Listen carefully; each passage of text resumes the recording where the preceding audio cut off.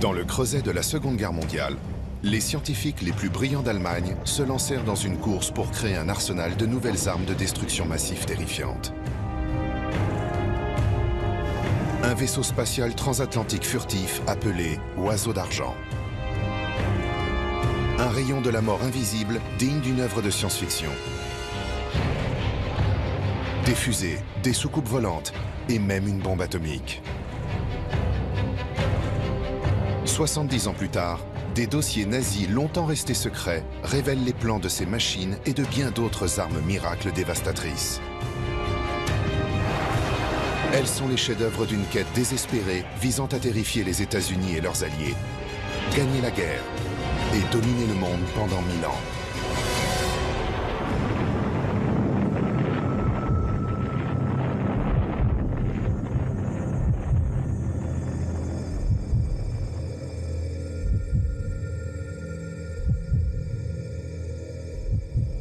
Avril 1945. La guerre contre l'Allemagne est terminée et le Troisième Reich sort vainqueur du conflit.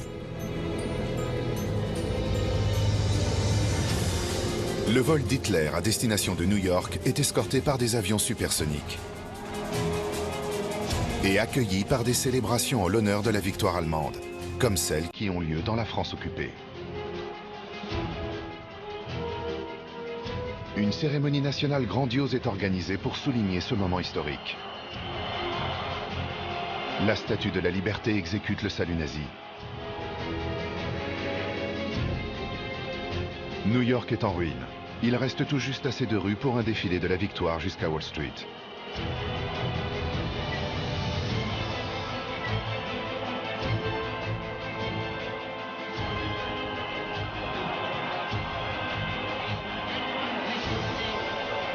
C'est la pire des issues que pouvait connaître la Seconde Guerre mondiale. Hitler la doit aux centaines de scientifiques de génie qu'il a réunis. La superstar de la fuséologie, Werner von Braun. L'ingénieure mathématicienne et physicienne, Irene Brett. L'ingénieur en aérospatial, Eugen Zenger. Et même un physicien nucléaire lauréat du prix Nobel, Werner Heisenberg. Au cours des années 1920 et 1930, sur le plan technologique, les Allemands s'intéressaient beaucoup à la mise au point de fusées. Ces avancées dans le domaine aérospatial sont devenues un point fort pour les Allemands, alors que les autres pays étaient très en retard. Dans ce complexe allemand top secret à la pointe de la technologie, aujourd'hui abandonné, les travaux de milliers de brillants ingénieurs, physiciens et chimistes et de leurs équipes sont généreusement financés par le trésor nazi. On leur fournit les laboratoires les plus modernes d'Europe, afin qu'ils conçoivent l'armement le plus meurtrier que le monde ait connu. Le Lippisch P-13 AL Delta. Un avion de guerre à voilure tournante et à décollage vertical qui a un demi-siècle d'avance sur son temps. Un porte-avions volant. Et le Silbervogel, l'oiseau d'argent, un vaisseau spatial suborbital supersonique capable de pilonner Broadway.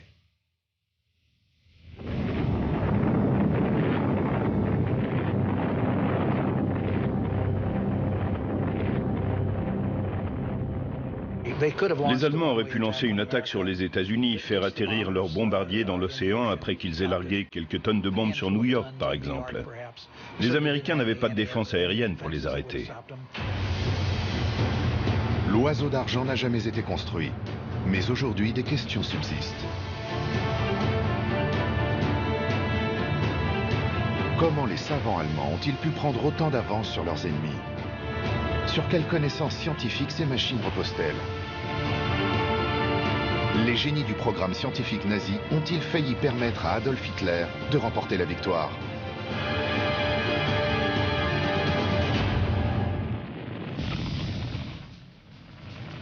Dans les premiers mois de la Seconde Guerre mondiale, la Blitzkrieg, menée par Hitler, déferle sur une Europe impuissante.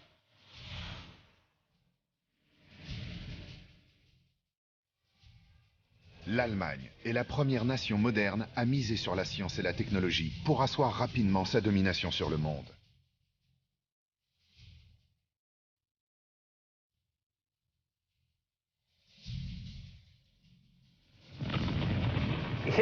Hitler était sans doute très influencé et impressionné par les dispositifs militaires spectaculaires. Les Allemands tendaient à privilégier la qualité plutôt que la quantité. Ils pensaient que des armes plus efficaces auraient un impact sur l'issue du conflit. Et c'est exactement ce que pensait Hitler. Hitler utilise la science pour concevoir, tester et dans certains cas, déployer une série d'innovations aussi fascinantes que terrifiantes. Des missiles balistiques à longue portée ultra perfectionnés. Des chasseurs à réaction, les premiers à entrer dans le conflit. Plus puissants, dit-on, que les avions à hélice alliés. Ou encore la première aile volante furtive, digne de la guerre des étoiles, conçue des décennies avant le bombardier furtif américain B-2. Et même des bombes destinées à des kamikazes pour des missions suicides. Les Alliés sont mal préparés. Les programmes de développement de missiles américains pendant la guerre étaient très peu avancés en comparaison de ce que les Allemands avaient déjà accompli. Sur cette petite île reculée de la mer Baltique se trouve un complexe de laboratoires et d'aérodromes top secrets.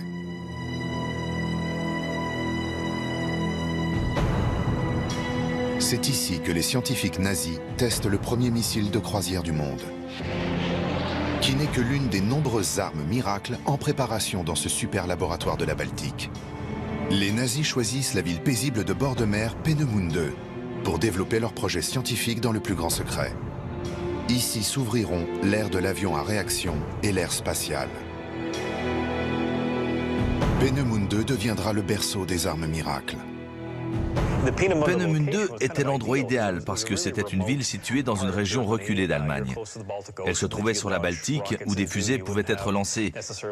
Et il n'y avait pas de risque que quelqu'un vole les armes pour ensuite passer du côté ennemi.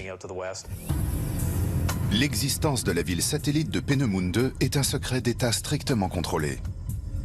On y trouve des résidences futuristes destinées à l'élite scientifique. Mais c'est aussi un camp de concentration pour les prisonniers qui y vivent, travaillent et meurent en esclaves. Lorsque ceux-ci sont trop faibles pour continuer, ils sont assassinés pour éviter qu'ils ne divulguent les secrets scientifiques d'Hitler. Les chercheurs de Peenemünde ne sont pas des esclaves. Mais leur bien-être ainsi que celui de leur famille dépendent de leur coopération avec les nazis. Des trains privés acheminent les ingénieurs et les physiciens jusqu'à la métropole autonome qui comprend des ateliers de métallurgie, une centrale électrique et des terrains d'essai.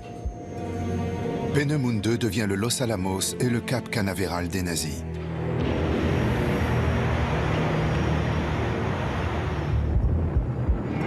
Nous sommes en 1943 en Allemagne. Une pluie de bombes alliées s'abat sur le pays. Mais Adolf Hitler croit encore à la victoire. Les nazis préparent un arsenal de nouvelles armes de destruction massive terrifiantes, dont les capacités et la portée sont telles que même les États-Unis ne seront pas épargnés. Hitler charge son ministre de la propagande de rallier le peuple allemand autour des objectifs de victoire et de vengeance.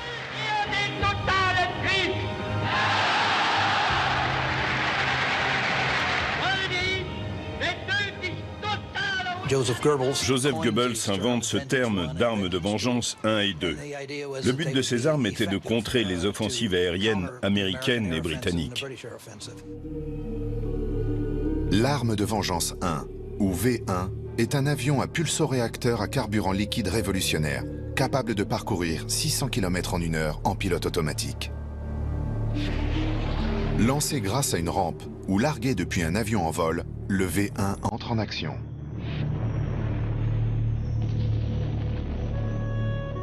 Un système perfectionné de contrôle de trajectoire par gyrocompas le guide vers sa cible.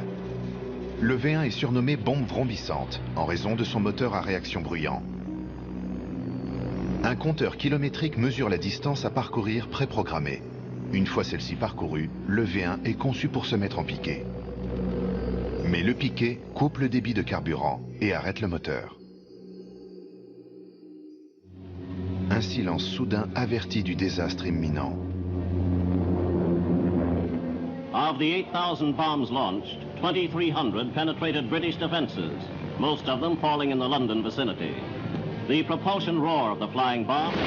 Le premier missile de croisière du monde fait pleuvoir feu et cendres sur la Grande-Bretagne en 1944 et 1945 et terrorise Londres en faisant des milliers de morts et des dizaines de milliers de blessés. Hundreds of homes, hospitals and public buildings were hit. They fell in crowded streets during rush traffic hours. But new deep shelters built for this emergency were put to use and saved the lives of thousands of people.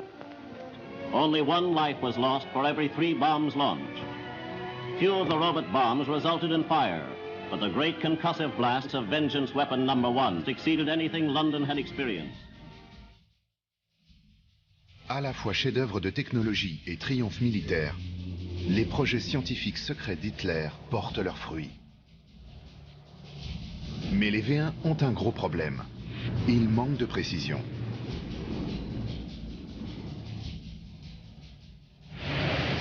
Pour viser et détruire les bases alliées avec leurs troupes et leurs convois, il faudrait qu'un homme pilote cette bombe. Pendant qu'Hitler promet au pays que ses fusées renverseront le cours de la guerre, les ingénieurs ajoutent un siège de pilote et des commandes rudimentaires au V1. C'est ainsi que naît le Reichenberg, un avion suicide allemand. Des centaines d'exemplaires ont été construits, mais aucun n'a jamais servi au combat.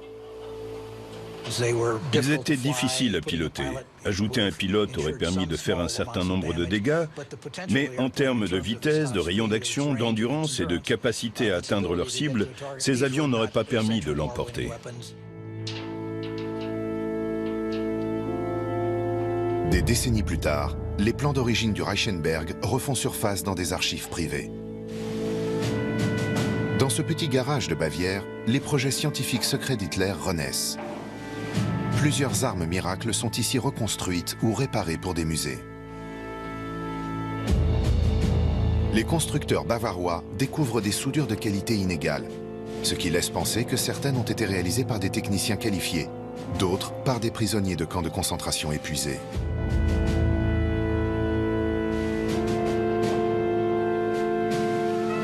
Cette relique, aujourd'hui restaurée, peut encore voler. Il ne manque plus qu'un volontaire pour la piloter.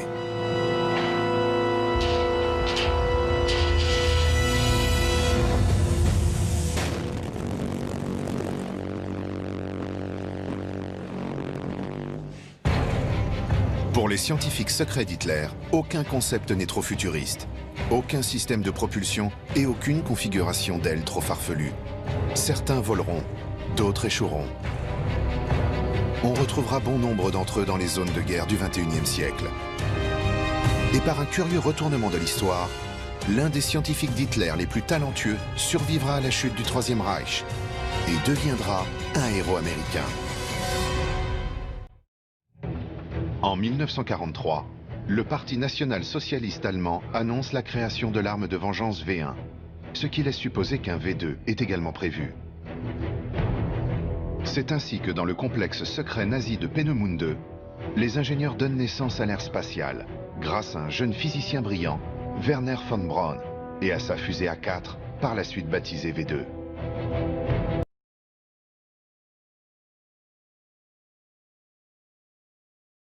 Pour Werner von Braun, l'arme de vengeance V2 était une pièce d'artillerie qui allait atterrir quelque part en Angleterre et tuer des Anglais, mais ce n'était pas son but. Son but était de tester l'aérodynamique, la puissance, la poussée, le système de refroidissement, tout ce qui était nécessaire pour se rapprocher un peu plus de l'espace. Il voulait envoyer l'homme dans l'espace, c'était sa grande passion. Il était habité par ses projets d'ingénierie. Von Braun se voit confier son propre laboratoire et une équipe de spécialistes, à une époque où la fuséologie n'est guère plus qu'un loisir d'adolescents aux États-Unis. Il crée finalement le premier missile balistique à longue portée du monde, la redoutable fusée de représailles V2. In September of that same year, 1944, the Germans also began their firings of the vastly superior V2, which was powered by a real liquid fuel engine. Military rockets in a rudimentary form had been used for centuries. but their propulsion was by the use of gunpowder. In this new era, it was the Germans who realized that the liquid fuel rocket could be put to military use, that it could be given impressive range and great destructive power.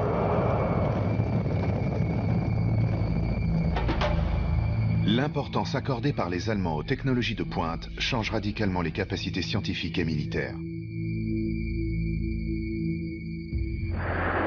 They not only took a toll of more than 9,000 casualties, they also had a devastating psychological effect. For unlike the buzz bomb, the V-2 fell without warning. It had a speed of 3,300 miles per hour, and it could not be intercepted by fighter aircraft or brought down by anti-aircraft artillery. Selon Walter Boyne, von Braun était plus intéressé par la science que par la victoire. Tout ce qui comptait pour lui, c'était de résoudre les problèmes d'aérodynamique, les problèmes de commande, de combustion, toutes ces questions inhérentes à la conception d'un missile balistique, non pas en tant qu'arme, mais en tant que moyen d'aller dans l'espace. Mais aucun scientifique allemand ne peut défier le Führer. Et pas question de parler de défense. Un domaine aurait réellement pu avoir un impact sur l'issue du conflit, mais il a été négligé par les Allemands. Ce sont les technologies de défense.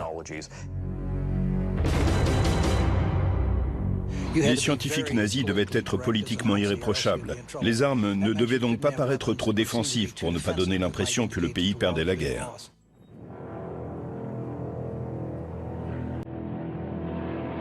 Mais le fait est que l'Allemagne est bel et bien en train de perdre la guerre. En 1944, des avions de guerre américains attaquent un convoi de camions nazis transportant la seule arme miracle qui aurait pu inverser le cours du conflit si elle avait été déployée.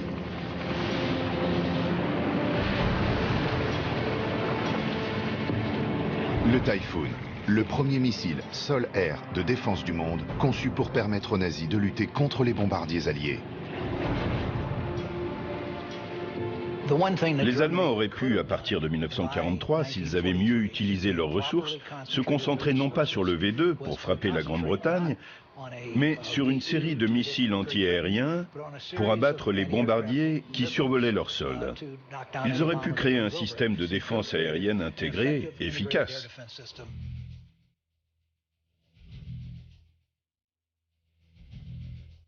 Les premiers essais sur le terrain du Typhoon sont réalisés sur le banc d'essai numéro 4 de Peenemünde en 1944.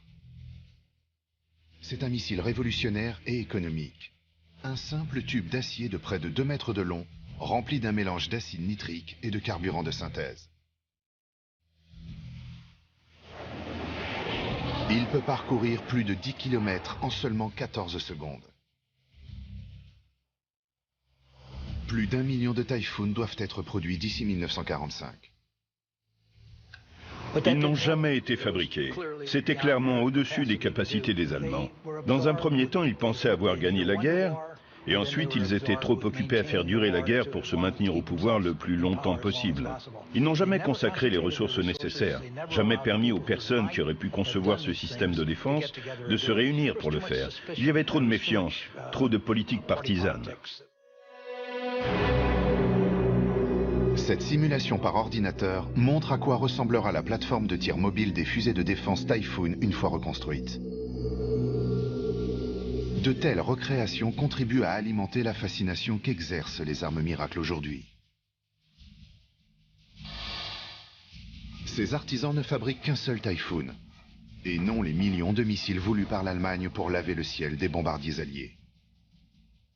Ce sera finalement l'ingéniosité des armes nazies et non leur nombre qui propulsera le monde plus loin, plus vite et plus haut que jamais.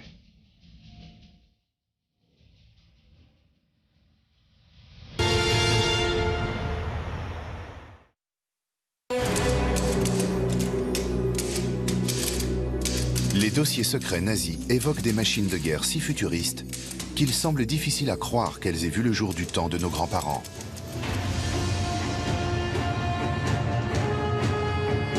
Le vol motorisé n'existe que depuis 30 ans lorsqu'Hitler s'empare du pouvoir. Pourtant, en quelques mois, les planches à dessin du Troisième Reich débordent de projets incroyables.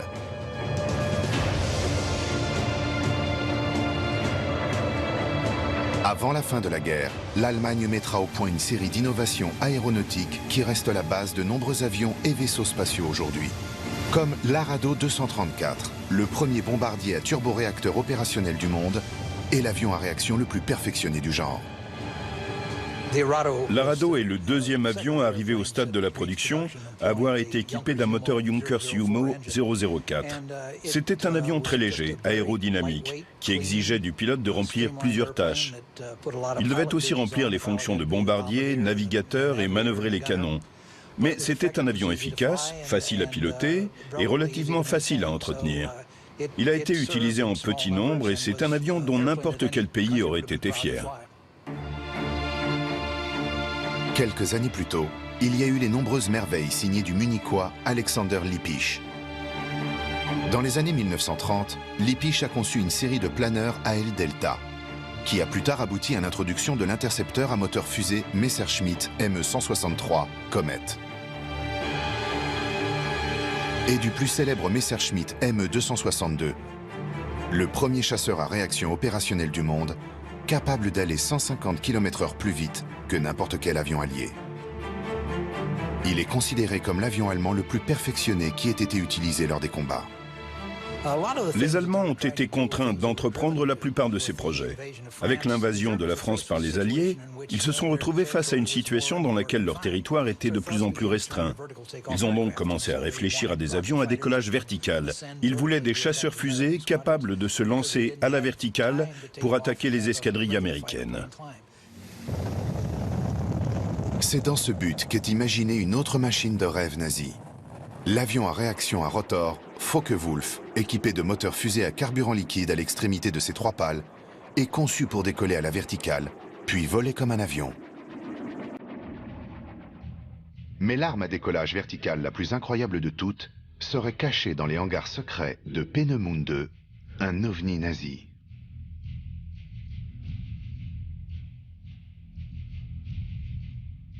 Un article du magazine d'information allemand Der Spiegel révélera plus tard l'invention secrète que Rudolf Schriever prépare pour les SS depuis la Tchécoslovaquie voisine. Le vaisseau piloté Schriever Flugkreisel. Il mesure près de 15 mètres de diamètre et il est équipé de 3 moteurs à réaction placés sur un rotor dans un fuselage circulaire. Cet ovni n'a jamais été fabriqué.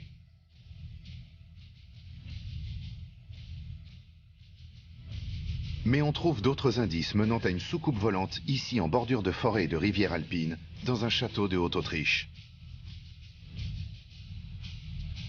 Une invention en forme de disque semblable à une hélice.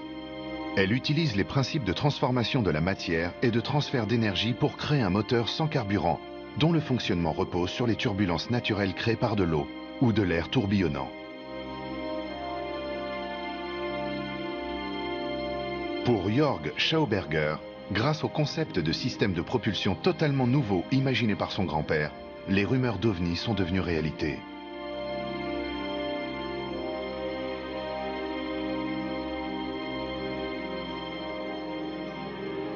Au début des années 1930, Victor Schauberger est intrigué par la capacité qu'ont les poissons de nager à contre-courant.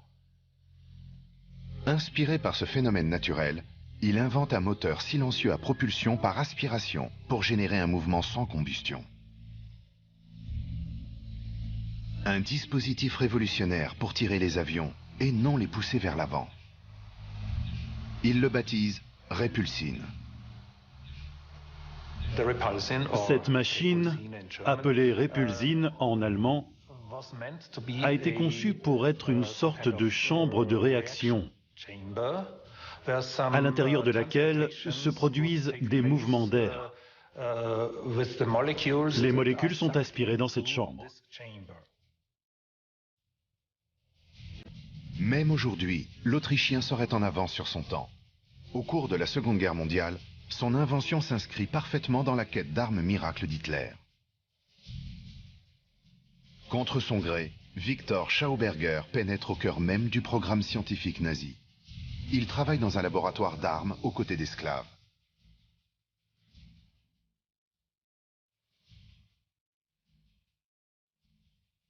La répulsine n'est absolument pas une arme. Elle a été conçue uniquement pour servir de système de propulsion, mais pas pour être utilisée comme arme.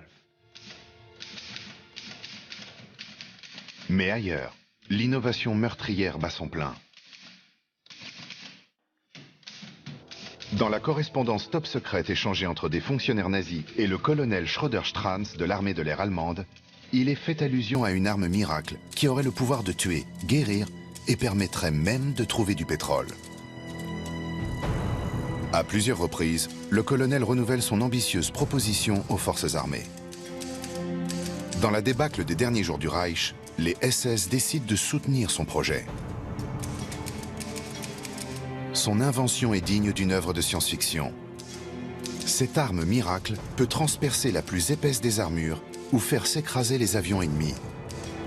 Un essai doit être réalisé dans un endroit secret.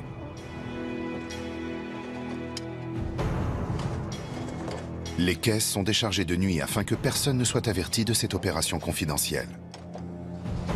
Elles contiennent des métaux précieux et un compteur Geiger pour mesurer le rayonnement. Mars 1944, à l'aube. Le colonel s'envole pour la zone de test. Si l'arme fonctionne, il obtiendra un soutien financier illimité. Le colonel Schröder-Strans est le seul à connaître le détail du déroulement des essais.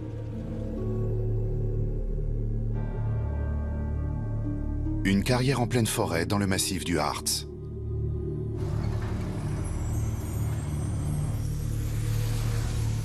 Les documents ne révèlent pas à quoi ressemble l'arme, seulement que l'avant, semblable à un canon, tire un rayon invisible. Le colonel Schröder-Strans a inventé un faisceau de rayons X. Compte tenu des connaissances techniques de l'époque, voilà à quoi cette arme aurait pu ressembler. Malgré les pénuries dues à la guerre, les scientifiques nazis ont toujours accès à des métaux précieux et à des appareils de mesure, devenus extrêmement rares.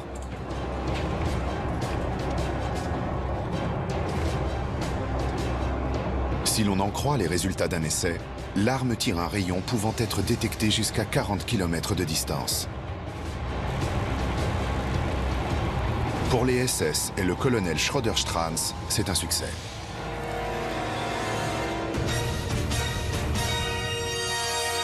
Mais un jour, le dossier est clos, mystérieusement. L'unité spéciale est dissoute en octobre 1944. Aucune explication n'a été trouvée à ce jour. Entourés de secrets, les projets scientifiques d'Hitler sont à la frontière entre réel et imaginaire. Mais l'une des quêtes du Führer est incontestable. C'est la course la plus désespérée et la plus décisive de toutes. Qui fabriquera la première bombe atomique ?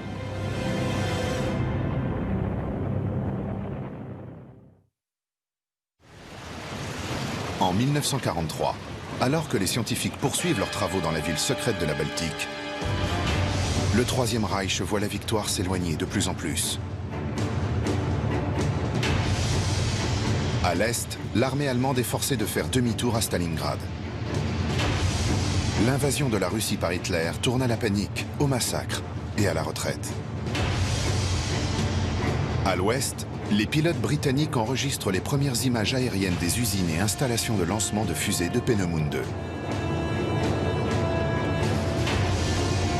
Les bombardiers britanniques pilonnent le complexe. Ils prennent pour cible les résidences où vivent les scientifiques et ingénieurs d'Hitler. Des centaines de personnes trouvent la mort. D'une certaine manière, Peenemünde ne s'en est jamais totalement remis. Le centre a perdu du personnel, des scientifiques et des équipements de recherche essentiels. La production de Peenemünde est transférée sous terre, dans des forteresses creusées dans la montagne et des mines, à l'abri des bombes alliées.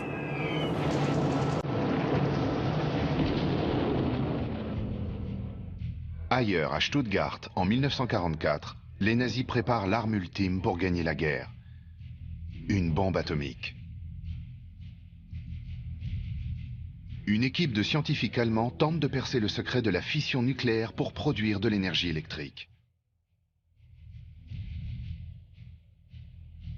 À l'autre bout de la planète, les physiciens de Los Alamos au Nouveau-Mexique poursuivent la même quête. Grâce à l'uranium radioactif de l'Ouest américain, ils veulent faire exploser la première arme nucléaire du monde. Mais les Allemands comptent parmi eux un génie de la physique atomique, le lauréat du prix Nobel Werner Heisenberg. Heisenberg et son équipe se font appeler le Club de l'uranium. Mais l'armée allemande a d'autres projets pour les casseurs d'atomes.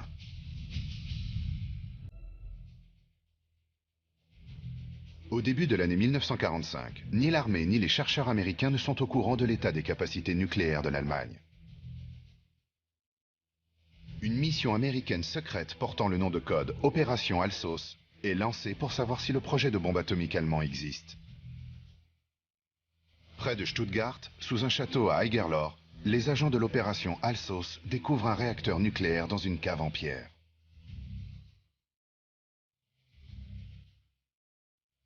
Et des cubes d'uranium cachés dans un champ non loin de là. Ils emportent les preuves aux États-Unis afin de poursuivre leur enquête.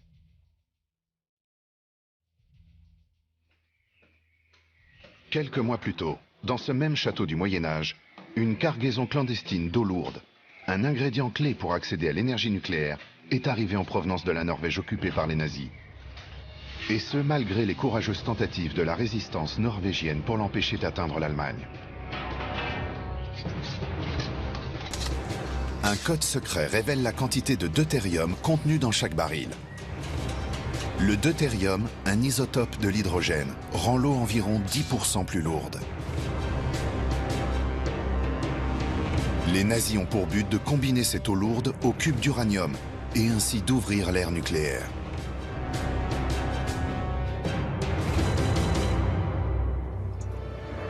Sur tous les fronts, de la technologie furtive à l'énergie nucléaire, la volonté d'Hitler de multiplier les succès scientifiques est alimentée par le rêve nazi d'un grand Reich. Un empire allemand qui durerait 1000 ans, dans lequel un gigantesque réseau de chemins de fer relierait les principaux centres de pouvoir de la Sibérie à Moscou, Paris et Berlin. Berlin, la capitale, serait rebaptisée Germania.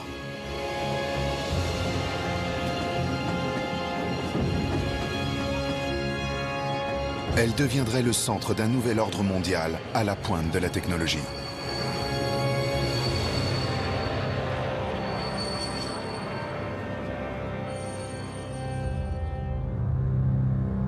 Mais en mars 1945, le rêve s'évanouit à toute vitesse. Pour Hitler, la situation empire de jour en jour. L'étau allié se resserre autour de l'Allemagne. Seule une arme miracle pourrait sauver le Troisième Reich.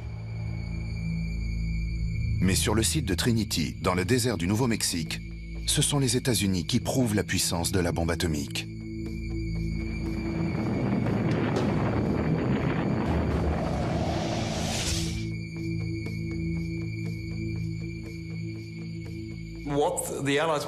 Il y avait un sujet qui intéressait beaucoup les Alliés vers la fin de la guerre, c'était la bombe atomique allemande. Où en étaient les recherches allemandes? C'était la grande question. Les Alliés ont donc réuni les 10 plus grands scientifiques nucléaires allemands à Farm Hall, une maison près de Cambridge.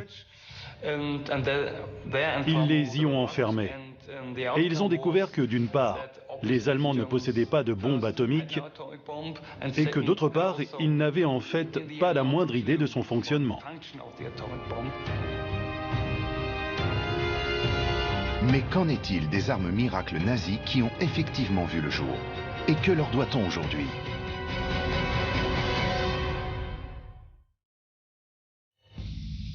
Le premier missile de croisière du monde. Le premier missile balistique à longue portée. Le premier missile sol-air guidé. Les premiers missiles anti-navires. Et même la première télévision en circuit fermé. Et les premiers chasseurs et bombardiers à réaction opérationnelle. En Allemagne, dans le domaine de l'aérodynamique, un petit groupe de personnes a mené des recherches très poussées. On peut dire que ces gens-là étaient des génies. D'innombrables concepts très en avance sur leur temps, des sites secrets entièrement consacrés à la science, soutenu par une propagande montrant une Allemagne riche et des ennemis apeurés. Comment le projet d'armes miracles d'Hitler a-t-il pu échouer? En Allemagne, pratiquement tout était confidentiel. Tout projet scientifique était tenu secret. Cela a nui aux Allemands. Qui plus est, ils avaient un système de sécurité extrêmement strict. Et il n'y avait donc pas le niveau de communication que l'on trouve dans une bonne communauté scientifique. D'un côté, on avait des passionnés qui construisaient des machines de rêve, mais sans les ressources suffisantes, et de l'autre, des personnes qui allouaient des ressources, mais sans rien savoir des projets. Et tout en haut se trouvait Hitler, qui avait le dernier mot sur des tas de sujets, mais qui n'en avait que des informations partielles. Cette atmosphère de secret si étroitement contrôlée a considérablement ralenti la production de guerre. Les Allemands ont produit environ 1300 ME-262, dont 300 qui ont été utilisés au combat. Et à cette époque, les Alliés envoyaient 1000 bombardiers et 1000 chasseurs au-dessus de l'Allemagne chaque jour.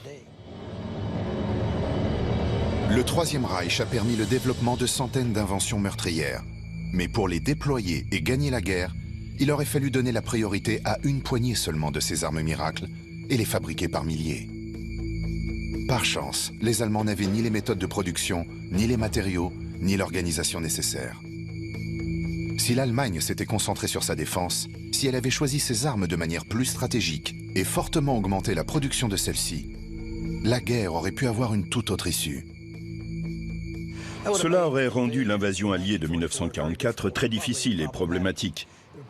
L'invasion aurait été repoussée jusqu'en 1945 et la guerre aurait pu se terminer avec le largage de la première bombe atomique sur l'Allemagne plutôt que sur le Japon.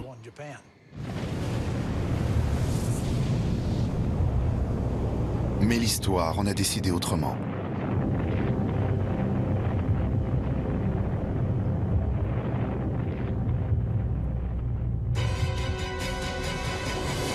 En 1945, le rêve nazi est enfin anéanti par les bombes alliées.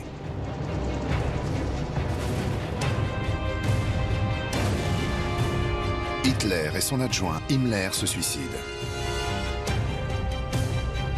Au cours du procès de Nuremberg, les nazis sont condamnés à mort.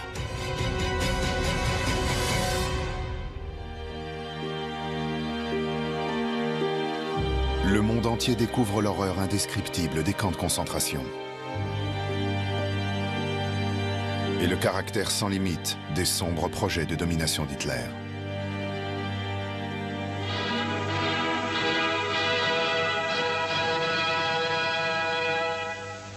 Des rêves qui s'étendaient bien au-delà des frontières de l'Europe. Des attaques contre l'Amérique avaient été envisagées dès 1939. Dans ce film d'actualité allemand très inventif, les nazis lancent une importante flotte aérienne à long rayon d'action sur les États-Unis, dans le cadre du projet America Bomber.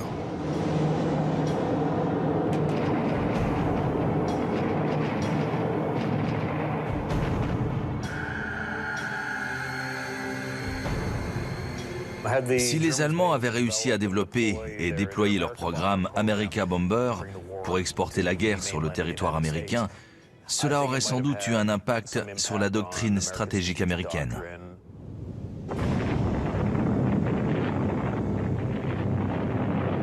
Surtout s'ils avaient employé des bombes atomiques.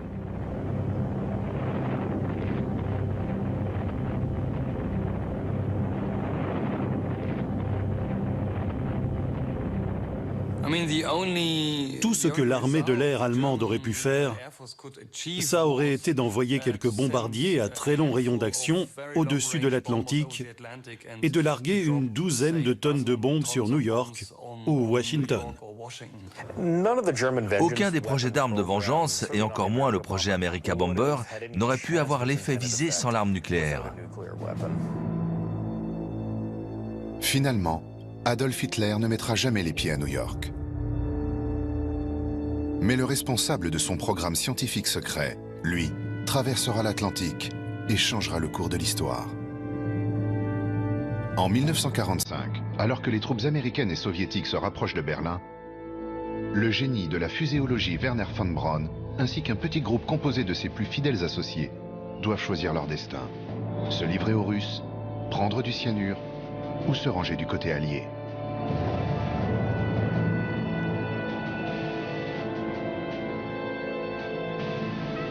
Ils choisissent les États-Unis et von Braun est immédiatement nommé à la tête du programme de missiles naissant du pays.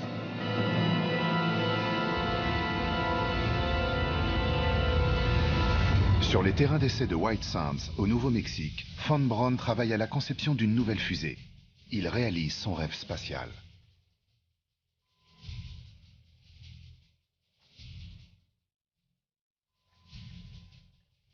Après avoir fui les ténèbres de Peenemünde, le créateur du V2 meurtrier passe le reste de sa vie à servir fidèlement son nouveau pays.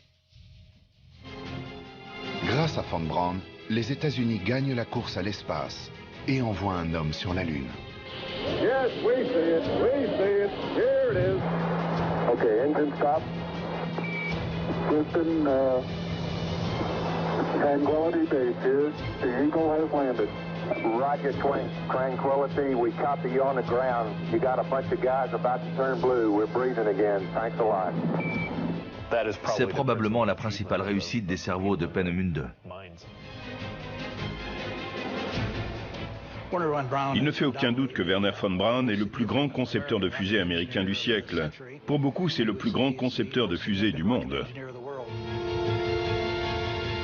Grâce aux connaissances et aux scientifiques allemands qui ont été ramenés aux États-Unis dans les années 1940 et au début des années 50, on peut donc dire, et tout le monde est à peu près d'accord là-dessus, qu'il y a presque un lien direct entre Peenemünde et l'homme sur la Lune avec Wernher von Braun. Mais les fusées ne sont pas les seules héritières des projets scientifiques secrets d'Hitler. Dans les années 1950, après avoir déchiffré des milliers de documents nazis, l'armée de l'air américaine effectue des essais en vol secret de cellules ressemblant étrangement aux incroyables machines de rêve conçues et testées à Peenemünde. The flying wing can carry a larger load faster, farther and with greater economy than conventional airplanes of similar size and power. Few men indeed can see the flying wing in operation without saying, the plane of tomorrow is flying today. Si la guerre n'avait pas éclaté, l'Allemagne aurait peut-être produit des avions de ligne à réaction avant la Grande-Bretagne. La navette spatiale futuriste avec pilote baptisée Oiseau d'argent, conçue par les ingénieurs allemands Sanger et Brett, n'a jamais été construite. Mais la navette spatiale d'aujourd'hui et presque tous les moteurs fusées modernes utilisent encore les principes sur lesquels elle repose. Parallèlement aux travaux de von Braun sur le V2 et sur les types de carburant employés pour le V2, ces moteurs ont été par la suite utilisés aux États-Unis par Bell et par d'autres. Des versions plus perfectionnées de ces moteurs ont été utilisées pour le X-15 par exemple. Aujourd'hui encore, l'avion fusée X-15 conçu pour voler à haute altitude détient le record du monde de vitesse jamais atteinte par un avion piloté. À chacun de ces vols, l'homme a touché l'espace du doigt.